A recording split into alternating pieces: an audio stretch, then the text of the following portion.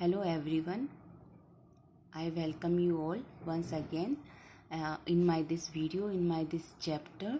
And in this video we are going to cover, or we are going to have a look some views or thoughts of Maharishi Swami Dayanand Saraswati, and this is paper second of BA part first.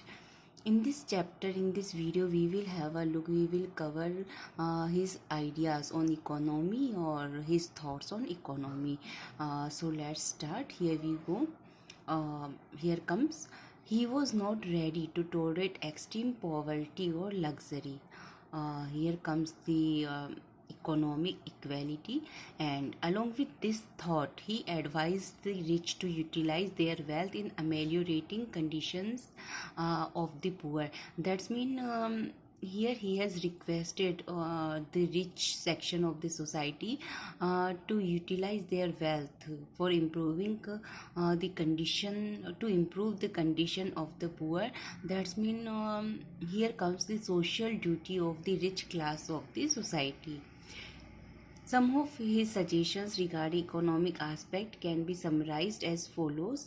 One by one, we will have a look, or we will cover them. We will see what Swami Dayanand Saraswati has said about in the economic sphere.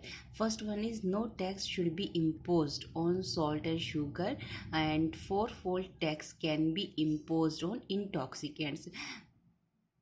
Uh, it means that there should be no tax on salt and sugar, which was imposed by the British government then. And second thought is that the basic needs, things which are for daily use of our life should not be taxed. And here we can see fourfold tax can be imposed on intoxicants, means about for luxurious things or for luxurious life of a person, there should be uh, taxes, but not on the things which are for our which are to use in our daily life.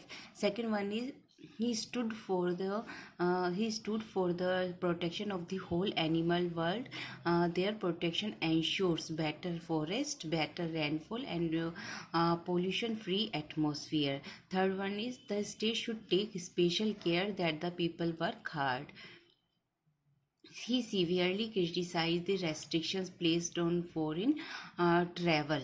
Means there should be no restriction or ban to travel abroad, to go abroad. And that's mean Indians should be allowed freely if they want to travel, they want to go abroad. And next one is in the technical advancement of the country, both educated and uneducated, skilled and unskilled should cooperate. Wealthy persons have a special duty towards their compatriots and the state. They should honor persons of merit. Here once again we can see the same point which we have studied earlier, that the rich or wealthy persons of the society should fulfill their duty towards the poor or depressed class of the society. And here comes the economic equality. That's mean economic equality should be there in the society if we want our country to develop, to progress. And this is the thing, this is the suggestions Maharishi Swami Dayanand Saraswati suggested. Next one is the state should undertake manufacture of steamboats and fast means of transport to bring wealth from foreign countries for the economic growth of our country. Besides taxation, this is the most important point, that besides taxation the state should try to increase its treasury by encouraging economic activities such as foreign trade, shipbuilding, etc. Next one is the forces of nature. The forces of nature like electricity and wind should be harnessed and put to use for productive purposes. Means natural resources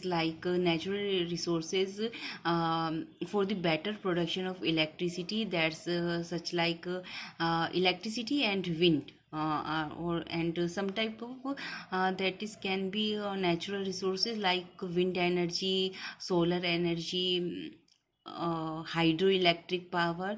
Swami Dayanand Saraswati is here is the indication towards the natural resources that we should utilize. We should increase these natural resources also for the betterment of our country. Next one is army help should be provided to the traders for going to and coming from distant foreign lands. We have studied about thoughts on economy according to Maharishi Swami Dayanand Saraswati. That's all for today. We will meet in a new chapter. Thank you very much.